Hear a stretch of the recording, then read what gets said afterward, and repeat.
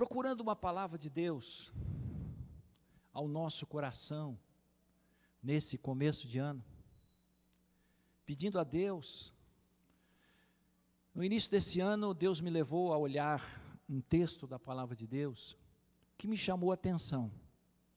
Abra comigo no livro de 1 Crônicas, capítulo 13, verso 14. Primeiro livro de Crônicas, capítulo 13, verso 14. Crônicas fica depois de Samuel, Reis e Crônicas. Velho Testamento.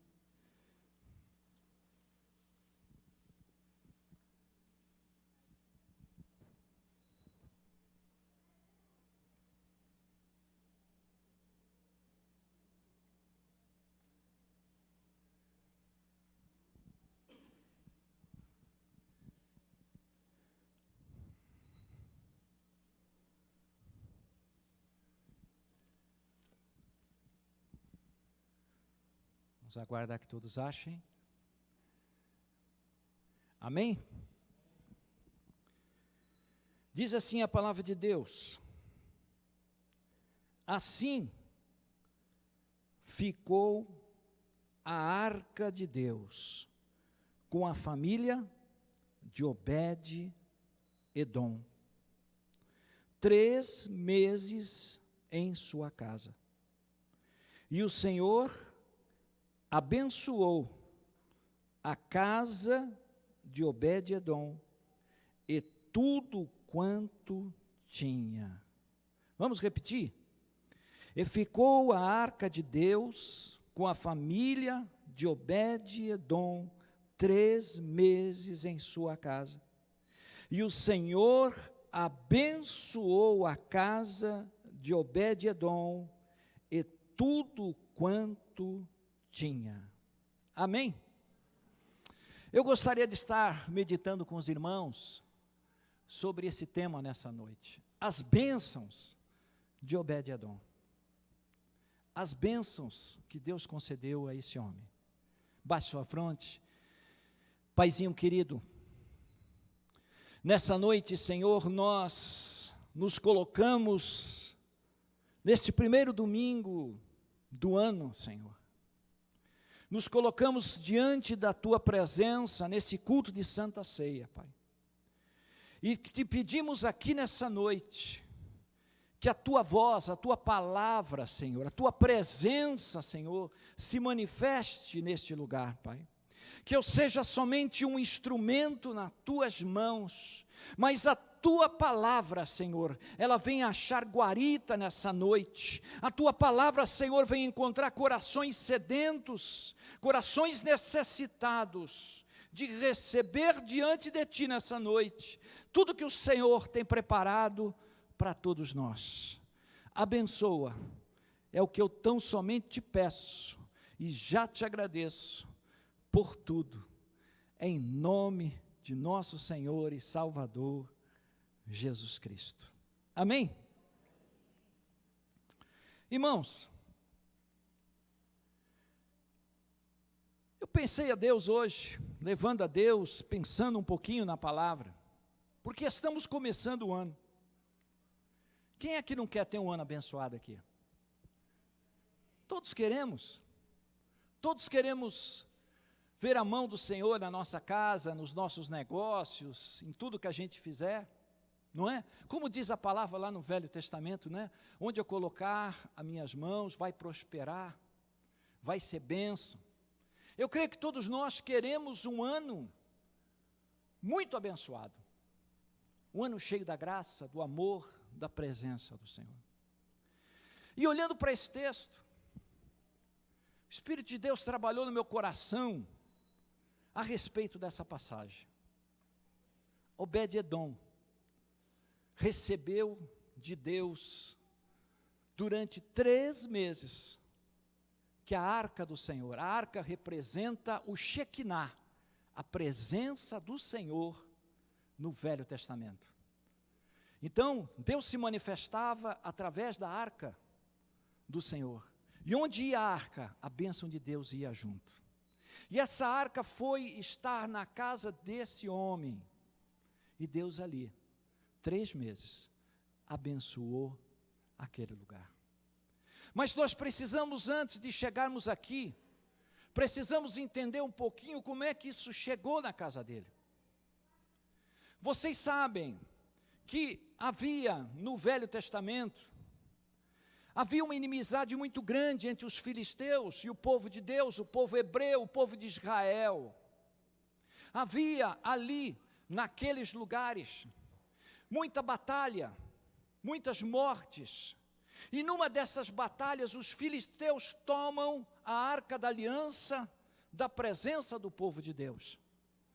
Levam a arca da aliança para o seu povo, o povo filisteu, um povo inimigo do Senhor.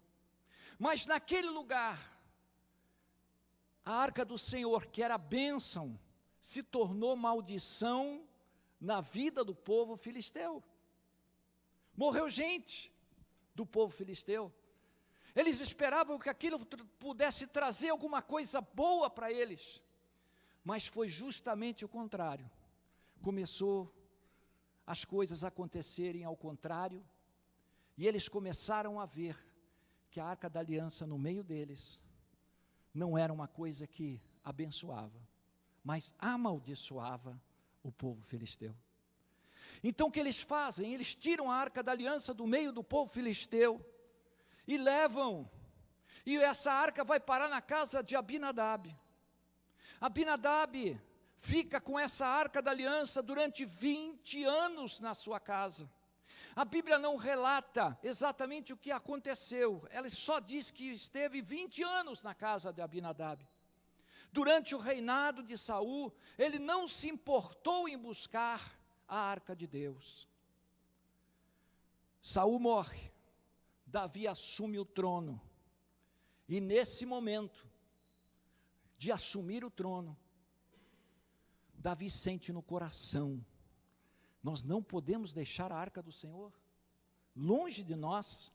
É a presença de Deus, é o Shekinah de Deus, é tudo que nós precisamos para ser abençoados. O que Davi faz? Ele vai, reúne os levitas, reúne os sacerdotes, reúne a liderança do povo, e vão todos na casa de Abinadab.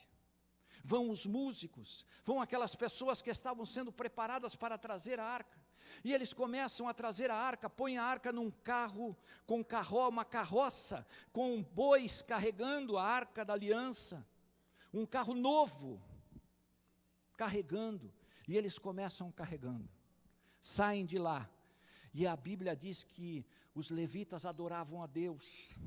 Havia adufes, havia símbolos, havia ali música, muita adoração, e todos alegres, contentes, todos felizes. E de repente, os bois tropeçam, e a arca da aliança começa a querer cair fora do carro novo, dos bois que carregavam. Uzá, que era um dos sacerdotes, porque a arca não poderia ser tocada, nem poderia estar diante de pessoas que não eram preparadas para isso. Mas a arca estava escorregando, ia cair. De repente Uzá vai lá segurar, para ela não cair. E o que acontece? Uzá morre instantaneamente naquele momento. Davi se entristece. Davi fica triste, todo o povo. E ali, aquelas pessoas começaram a perguntar: mas o que aconteceu? Davi começa a fazer algumas perguntas. O que pode ter acontecido? O que houve? E de repente Davi faz uma pergunta: como eu posso trazer a arca do Senhor para o meu povo? A Bíblia diz que onde aconteceu isso, morava uma pessoa, ali pertinho, e essa pessoa se chamava Obed-edom. Edom. Olha o que Deus faz. Quem era Obed-edom? Obed-edom era um geteu da família de Gate. Esses da família de Gate era o mesmo que era do gigante Golias. Então a gente pode chegar à seguinte conclusão: Obed-edom pode ter se convertido ao judaísmo, mesmo sendo um filisteu, pois morava perto do lugar onde os hebreus, os israelitas, moravam. E depois, Obed-edom, o homem que abriu a porta da sua casa. E Davi pergunta: você quer a presença do Senhor? A arca da aliança? A arca diante de vocês? E ele diz: eu quero. Mas você sabe os riscos. Ninguém pode tocá-la. Criança nenhuma pode chegar perto, porque Uzá morreu. Mesmo assim, eu quero a arca na minha casa. Ele aceita, ele abre as portas da vida, da sua casa, dos seus que estavam ali. Traz a arca da aliança para o meio da sua casa. E ali, ela permanece 3 meses. Davi disse: olha, eu vou voltar para buscá-la. Eu estarei aqui trazendo de volta ela, mas primeiro vou buscar em Deus para saber o que aconteceu. E naquele momento Davi parte com os seus, e naquele momento, aquele homem começa uma nova vida. A pergunta que eu vou fazer para você nessa noite é para você pensar. Nós vamos começar a nossa mensagem agora. Por que Deus matou Uzá, que foi fazer um ato de carinho para que a arca não caísse? E por que Deus abençoou Obed-edom? Por que Deus trouxe bênçãos para a casa de Obed-edom? Porque a Bíblia nos diz que o Senhor abençoou a casa e tudo quanto ele tinha. O que esse homem fez? O que esse homem realizou para chamar a atenção de Deus? Para receber bênçãos em todos os lugares e setores da sua vida, em todas as áreas nas quais ele recebeu de Deus ali. Foi algo maravilhoso, irmãos. Foi algo que a gente vai começar a descortinar aqui nessa noite, a ver o que Deus quer falar conosco nesse lugar. Amém? Primeira coisa que eu vi é que Obed-edom assumiu riscos. Ele assumiu riscos na sua vida. Irmãos, em tudo na nossa vida, nós assumimos riscos. Em tudo na nossa vida, nós estamos assumindo que pode acontecer na minha vida, na sua vida, situações inesperadas. Todos nós sabemos que o desemprego pode acontecer a qualquer momento para cada um de nós. Todos nós sabemos que podemos assumir riscos, talvez emprestando um dinheiro para pagar uma dívida e de repente você não ter condições de sanar essa dívida que ficou. Foi um risco. Você compra um carro, de repente você compra uma casa, de repente você não tem os recursos para você pagar. Você assumiu um compromisso de vários anos, você assumiu um risco. Tudo na vida é um risco. E na área espiritual? Na área espiritual também. Por quê? Porque quando nós olhamos para Davi, nós vemos que Davi falhou. Ele falhou, ele não é um homem de Deus, era um homem segundo o coração de Deus. Mas nesse momento, ele falha. Por quê, pastor? Porque a Arca da Aliança já tinha sido revelada no livro das leis, que a Arca da Aliança deveria ser carregada com varais e nos ombros. 4 homens, 2 na frente, 2 atrás, com 2 varas em volta. Teria que ser desta forma que Deus revelou a palavra. Deus tinha dito que deveria ser assim. Davi, talvez por esquecimento, talvez por não conhecer totalmente a lei, nós não sabemos. Mas nós sabemos de uma coisa: ele desprezou aquilo que Deus revelou. E tudo aquilo que nós desprezamos, aquilo que Deus revela para você, nós podemos pagar um preço. Nós podemos pagar em alguma ação que nós fazemos. Você pode entender por que muitas vezes algumas coisas não acontecem na sua vida. Algumas coisas não crescem, algumas coisas não prosperam. Será que nós não temos carregado a presença de Deus de uma forma errada? A Arca de Deus representa o Shekinah, a presença do Senhor. E hoje nós somos templo do Espírito Santo. Nós carregamos alguém santo, nós carregamos alguém de valor na nossa vida. E quando a gente despreza a revelação, quando nós desprezamos a palavra dentro da nossa vida, nós podemos estar contraindo para a nossa vida alguma coisa estéril em algumas áreas.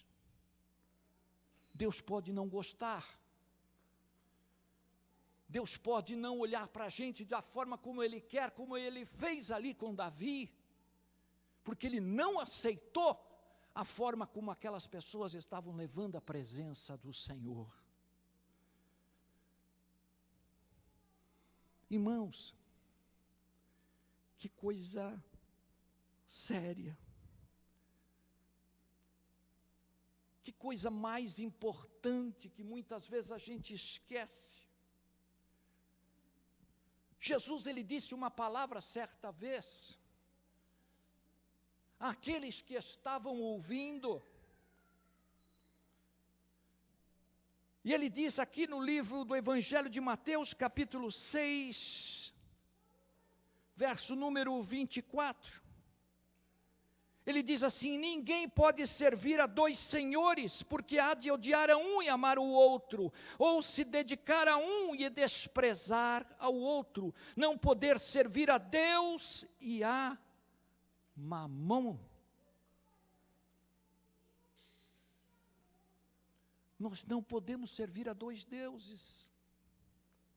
Davi quis fazer do seu jeito, da sua forma, do seu jeitinho. E a gente muitas vezes é assim. A gente quer fazer do nosso jeitinho. Despreza a palavra do Senhor. Despreza a revelação de Deus para nós. E vamos querer levar a presença do Senhor, de qualquer jeito.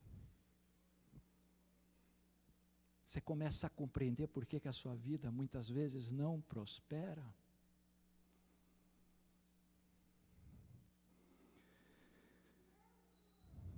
Sabe por que Deus se agradou de Obed-edom? Porque Obed-edom sabia dos riscos que ele estava correndo. Obed-edom foi um homem de atitude.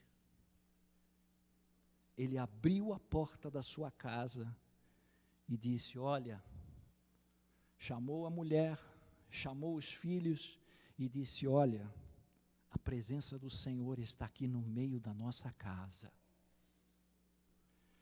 nós já não podemos mais ser os mesmos. Nós não podemos tocar na arca. Nós não podemos ter uma vida de qualquer jeito, porque a presença do Senhor está aqui no nosso meio.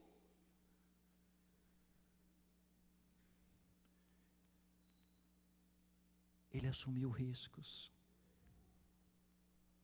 Ele foi à frente. Ele sabia quem estava. A partir daquele momento, no meio da sua casa, no meio dos seus, no meio das suas vidas. Jesus, ele fala uma coisa muito real que nós muitas vezes também esquecemos muitas vezes. Jesus, ele vai à casa de um fariseu certa vez, eu peço a você que abra a palavra de Deus, no Evangelho de Lucas, capítulo 7. Lucas, capítulo 7, verso 36.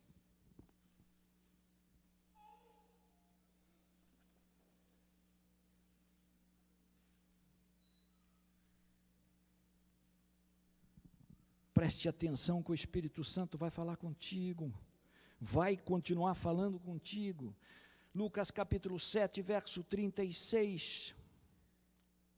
Diz assim a palavra de Deus: e rogou-lhe um dos fariseus que comesse com ele, e entrando na casa do fariseu, assentou-se à mesa.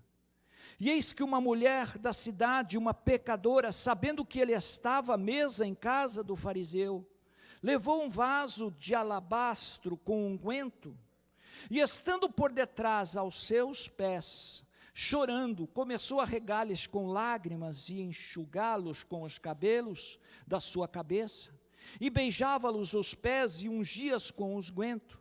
Quando isso viu o fariseu, que o tinha convidado, falando consigo, dizendo: se este fora profeta, bem saberia quem é e qual é a mulher que lhe tocou, pois ela é pecadora.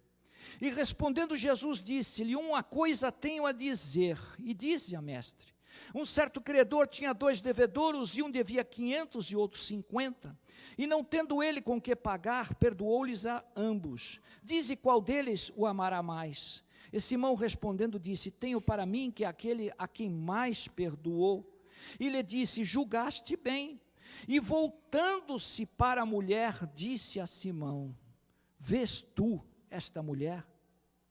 Entrei em tua casa e não me deste água para os pés, mas esta regou-lhe os pés com lágrimas e me enxugou com os seus cabelos. Não me deste ósculo santo, mas esta desde que entrou não tem cessado de beijar os meus pés. Não me ungiste a cabeça com óleo, mas esta ungiu-me os pés como unguento. Por isso eu te digo que os seus muitos pecados lhe são perdoados, porque muito amou. Mas aquele a quem pouco é perdoado, pouco ama. Olhe a palavra que Jesus trouxe para nós nessa noite.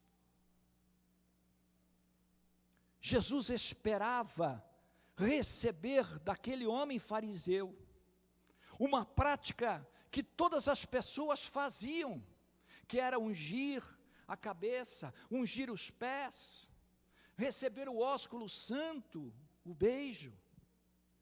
Mas aquele homem não o faz. Porque aquele homem olha e vê uma mulher pecadora. Ele vê uma mulher cheia de defeitos, cheio de práticas erradas. E Jesus começa a questionar: entrei na tua casa. Sabe o que Jesus está querendo dizer para a gente? Que muitas vezes a gente está olhando para os defeitos e não está olhando para a graça de Jesus. Muitas vezes nós estamos olhando para os problemas, para os pecados dos outros, mas não estamos olhando para a graça de Jesus na nossa vida. que Jesus está comigo diante de nós, e nós optamos por olhar por alguém que está com problemas do que olhar para Jesus.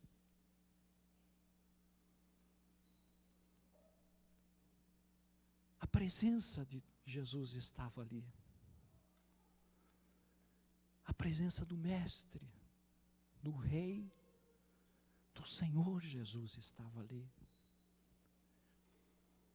Mas aquele homem preferiu olhar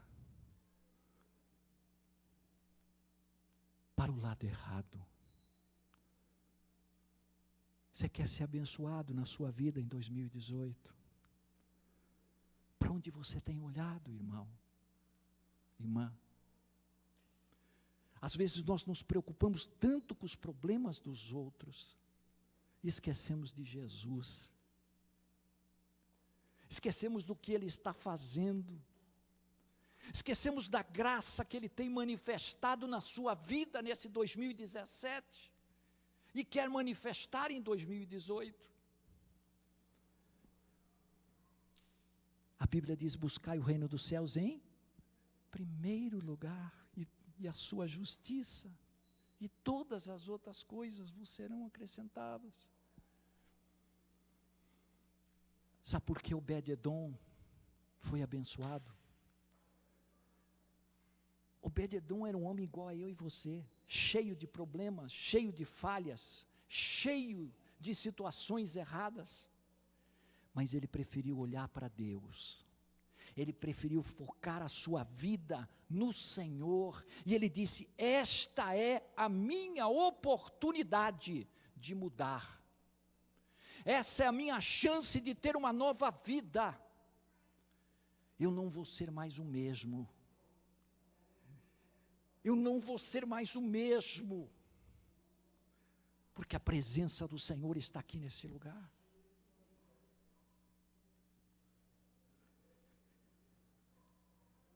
Ele começou a mudar a sua vida.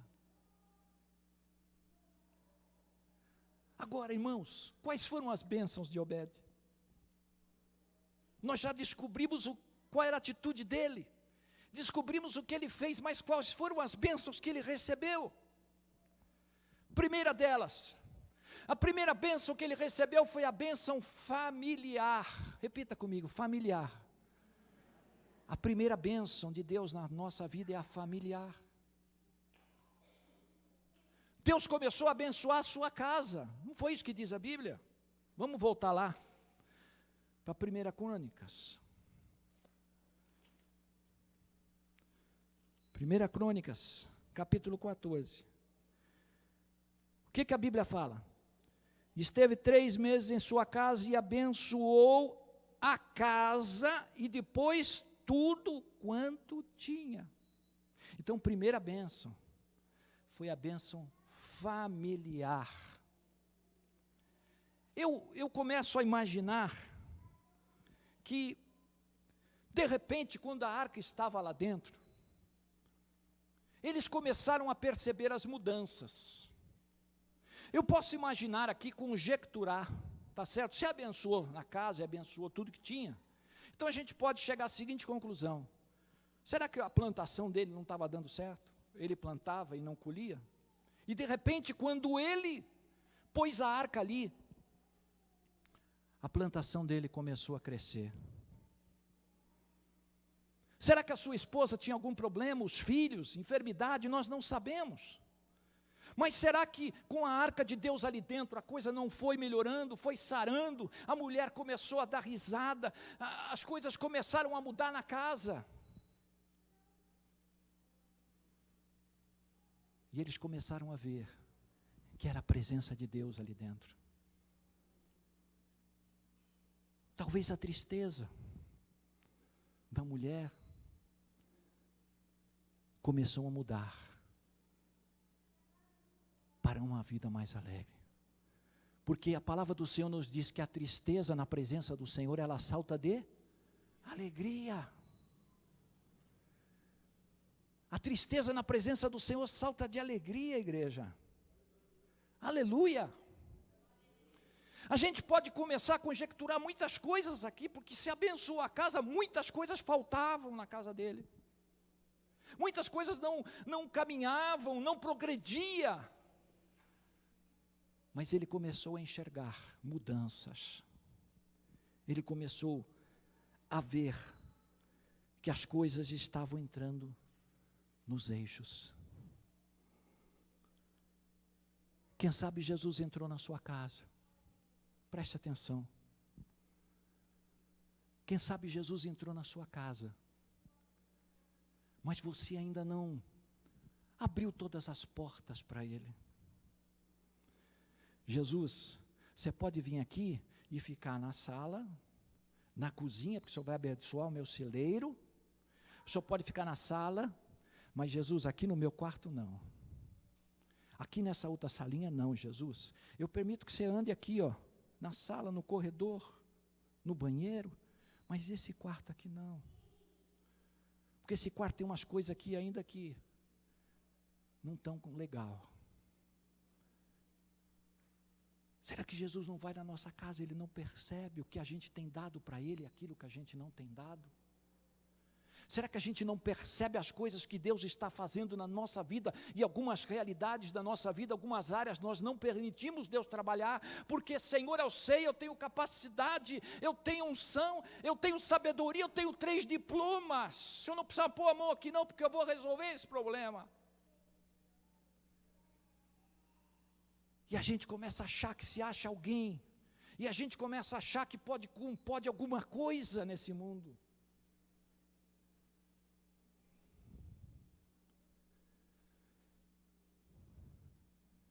Obed-edom chegou para Deus e falou: Jesus, Deus, aqui é tudo seu. O Senhor entrou na minha casa, essa casa é sua, por completo. A sala, meus negócios, minha vida financeira, tudo eu entrego nas tuas mãos. Minha esposa, meus filhos, área familiar, área financeira, área do trabalho, entrego os campos, os rendimentos. Jesus, Deus, é para você. Pode pôr a mão, pode mudar, é tudo seu.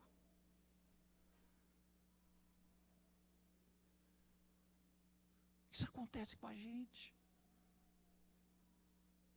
Nós permitimos Deus até um certo ponto, igreja.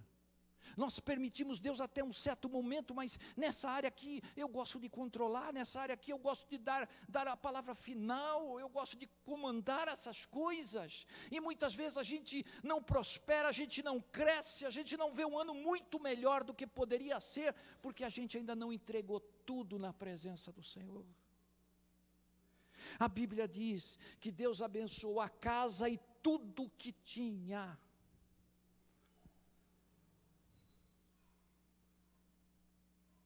A primeira bênção é a bênção familiar. Mas há outras.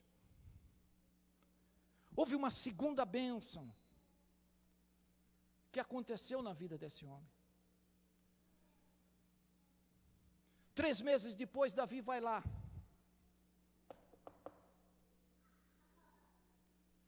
Ele vai abrir a porta e vê que Davi e o povo estava ali para buscar a arca do Senhor. Agora Davi aprendeu. Agora Davi soube como é que se carregava a presença do Senhor. Traz ele os varais. Chama os sacerdotes, sumos sacerdotes, para carregar a arca. Que era o que a Bíblia já tinha revelado. E ali eles vêm. Mas tem uma coisa. Obed-edom chega e chama Davi e fala assim: Davi, só que tem um problema. Eu não consigo mais viver longe dessa arca da aliança. Eu não consigo mais viver longe da presença de Deus. Tu vai levar a arca? Eu vou junto, minha mulher vai junto, meus filhos vai junto. Nós vamos tudo junto, porque não dá para viver sem Ele. Aleluia! Não dá para viver sem a presença do Senhor. Ele abençoou tanto a minha casa, que eu não posso mais viver sem Ele. E diz a palavra do Senhor que eles foram juntos. Esse homem era um homem geteu. Não era um homem, apesar de talvez ser um convertido, um filisteu convertido, mas ele não era bem visto pelas pessoas, porque era uma pessoa de uma linhagem diferente. E naquele tempo se chamava muito as pessoas pelo lugar, Jesus de Nazaré. Tá? Então, se chamava uma pessoa, era de tal lugar. Quem era esse homem? Obed. O geteu.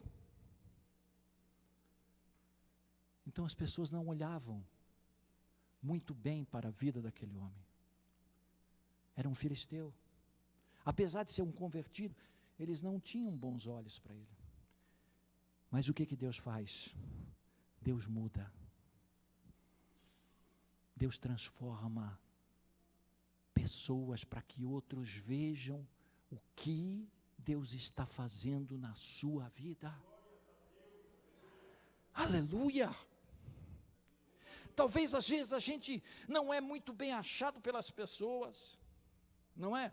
Bem taxado, talvez a gente não é bem quisto, não tem uma definição tão boa das pessoas, mas o que Deus faz? Deus trabalha para que aquela pessoa seja uma pessoa diferente. E você sabe o que aconteceu com ele? Vai para frente, 1 Crônicas capítulo 16, verso 18. 1 Crônicas capítulo 16, verso 18. E com eles a seus irmãos da segunda ordem, Zacarias e Bene, Jazael, Semiramote, e Jeiel, e Uni, e Eliabe, e Benaia, e Maacéias, e Matitias, e Elifeleu, e Miquneias, e Obed-edom, e Jeiel, os porteiros. Glória a Deus. Um homem que não era bem quisto, de repente, Deus coloca esse homem para cuidar, para ser um dos porteiros, um adorador, porteiro, guardar a Arca da Aliança. E você acha que ficou nisso? Preste atenção, mais para frente, capítulo 16, verso 4, e pôs perante a Arca do Senhor alguns dos levitas por ministros, e esse por recordarem e louvavam e celebraram ao Senhor, Deus de Israel, e era Asaf o chefe, Zacarias segundo, e depois dele Jeiel, e Semiramote, Jeiel e Matitias, e Eliabe, e Benaia, e Obed-edom. De porteiro, Obed-edom agora é ministro do louvor e da adoração. Olha o que Deus faz com as pessoas. Você acha que ficou por aí? Eu nem vou pedir para você abrir, mas no livro de 2 Crônicas, capítulo 25, verso 24, você vê Obed-edom, sabe o quê? Tomando conta do dinheiro, virou tesoureiro. Ele cresceu na presença do Senhor. Irmão, Deus quer te abençoar espiritualmente nessa terra. Deus quer com que você seja um servo ungido de Deus na casa do Senhor. Deus quer te levantar e fazer você ser um varão de Deus, e você possa progredir, e você possa crescer, e você possa ser usado pelo Senhor por onde você passar. Mas pastor, ninguém dá nada por mim, ninguém olha para mim. Deixa eu dizer uma coisa para você, os homens podem não olhar para você, mas Deus te conhece. Deus sabe onde você mora, o nome da sua rua, Ele sabe o número da tua casa, Ele sabe o que você ganha, Ele sabe o que você precisa, porque Ele te ama. Aleluia. Ele te conhece. Ele sabe quem você é. Ele sabe o que você faz. Só Deus que viu o amor que esse homem tinha. Os homens talvez não viram. Mas quando surgia um propósito de fazer alguma coisa para o Senhor, quem era o primeiro que levantava a mão? Eu. Lá estava Obed-edom. Eu quero ajudar. Eu quero fazer. Me põe meu nome aí.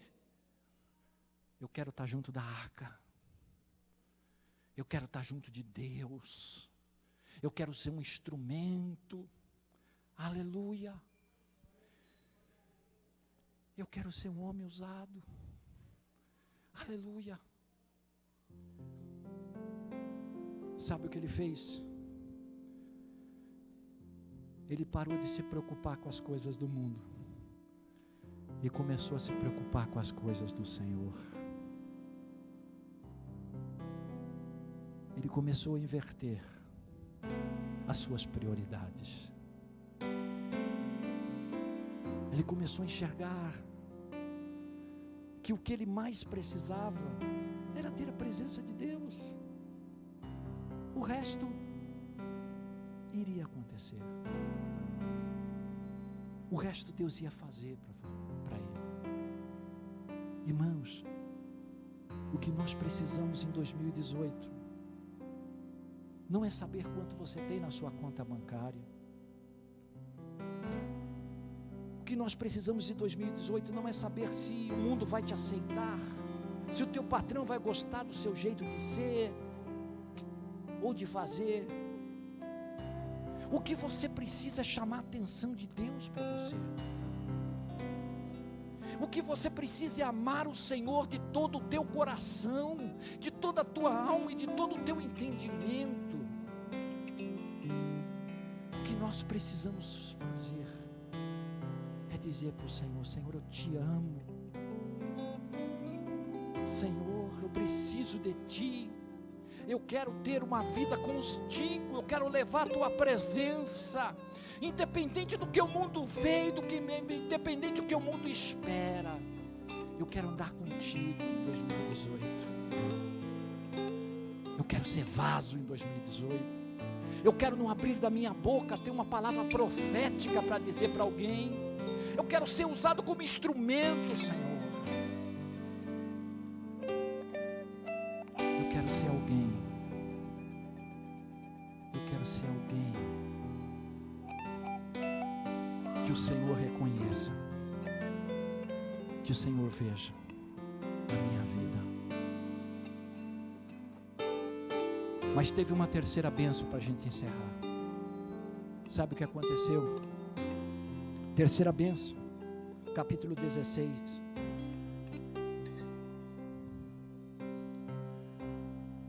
Capítulo 1 Crônicas, capítulo 26, versos 8, verso 8. 1 Crônicas, capítulo 26, verso 8. Essa foi a terceira bênção. Todos estes foram dos filhos de Obed-edom. Eles e seus filhos e seus irmãos, homens valentes, de força para o ministério, por todos 62 homens. Sabe o que eu vi aqui? Que o testemunho de Obed mudou a sua família. O testemunho de Obed-edom fez converter parte da família. Irmão, tio, parente, sobrinho. Eles se juntaram com homens valentes, homens de Deus. 62. Irmãos, não desista da sua família. O pastor, ele não quer nem saber. Não desista da sua família nessa noite. O Espírito de Deus está dizendo isso para você. Não desista do seu marido, não desista do seu filho, do seu pai, da sua mãe, do seu tio e da sua tia, do seu patrão. Não desista. Deus está trabalhando. Deus está trabalhando. O teu testemunho está chamando a atenção. O teu testemunho está movendo os céus em direção a você. Aleluia. Glória a Deus nessa noite.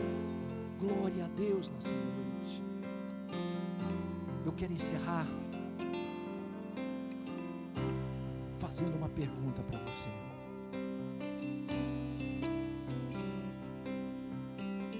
Deus foi à casa desse homem,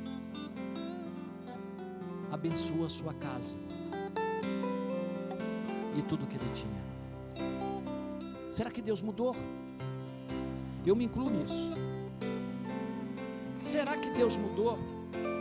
A Bíblia diz que Deus não mudou. Deus é o mesmo ontem, hoje e o será eternamente.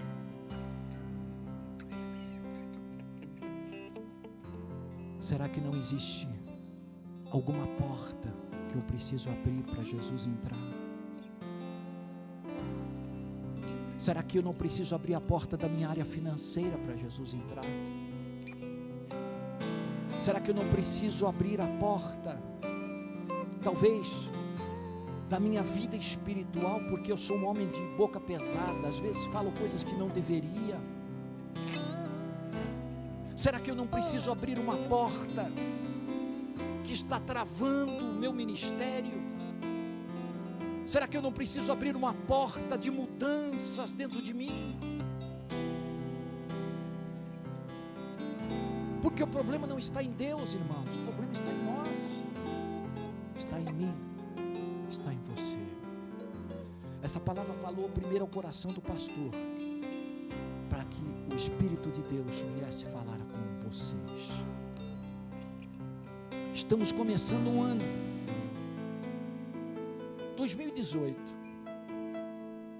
e a gente sempre fala assim: eu quero ter um ano abençoado, eu quero ver as coisas de Deus progredir, eu quero ver a minha conta bancária, eu quero ver o emprego, eu quero subir de cargo, eu quero ver as coisas crescerem, eu quero ver tudo de mudança.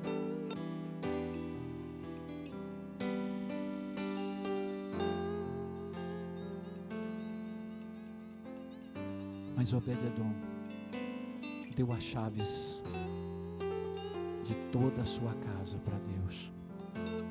Deus, você pode entrar, você pode fazer. Deus está nas tuas mãos. Onde que o Senhor tiver que mexer, aqui só mexe. Onde tiver que mudar alguma coisa, o Senhor pode mudar.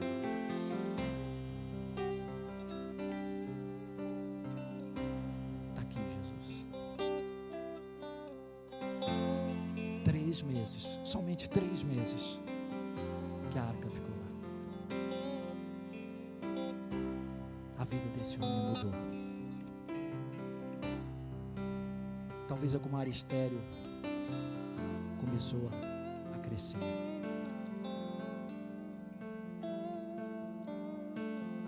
É uma palavra de reflexão para nós nessa noite.